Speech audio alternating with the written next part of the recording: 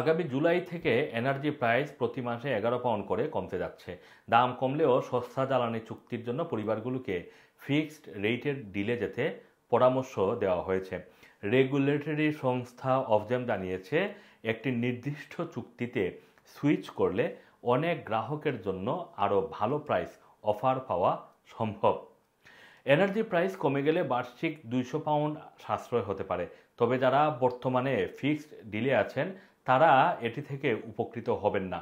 সস্তা বিল বছরে সবচেয়ে উষ্ণ সময়ে শুরু হবে, কারণ এই সময়ে এনার্জি ব্যবহার সবচেয়ে কম থাকে। তবে এই বছরের শেষের দিকে দাম খুব বেশি পরিবর্তন হবে বলে মনে হচ্ছে না। প্রতি 3 মাস পর রেগুলেটরি সংস্থা প্রতি ইউনিট জ্বালানির জন্য প্রাইস ক্যাপ ঠিক করে, যা ইংল্যান্ড, স্কটল্যান্ড এবং ওয়েলসের 21 মিলিয়ন পরিবারকে প্রভাবিত করে। জানা গেছে এই বছরের মধ্যে প্রথম প্রাইস কমে যাচ্ছে।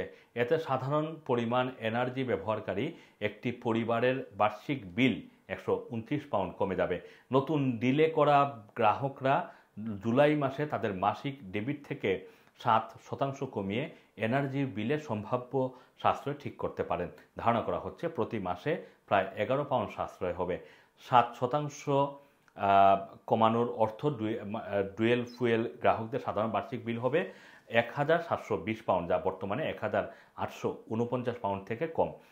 অফজেম জানিয়েছে যে মূল্য সীমা কম হলেও কিছু এনার্জি সাপ্লায়ার ফিক্সড রেটের ডিলের জন্য সস্তা চুক্তি অফার করছে। তাই সস্তা ডিল পেতে আপনি আপনার এনার্জি সাপ্লায়ারের সাথে কথা বলুন। অন্য কেউ ভালো ডিল দিলে তার সাথে ফিক্সড রেটের ডিলে যান। এমনকি কেউ সাপ্লায়ারের কাছে ঋণগ্রস্ত থাকলেও অন্য সাপ্লায়ারের সাথে ডিল করা সম্ভব।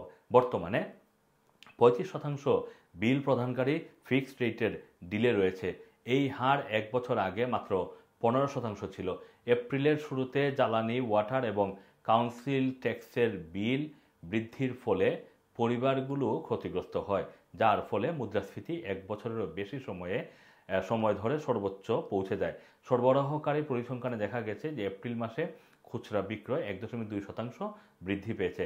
গ্রাহকেরা খাদ্য, হাউসহোল্ড প্রোডাক্টের জন্য আরও বেশি ব্যয় করছেন। ওয়ার্ম ওয়েদার আসলে এই বিক্রয় আরও অনেকটাই বেড়ে যাবে। এদিকে সাম্প্রতিক বছরগুলোতে উচ্চ বিলের কারণে সরবরাহকারীদের কাছে গ্রাহকদের ঋণের মাত্রাও বেড়েছে। সাপ্লায়াররা গ্রাহকদের কাছে 4 বিলিয়ন পাউন্ড পাওনা রয়েছে।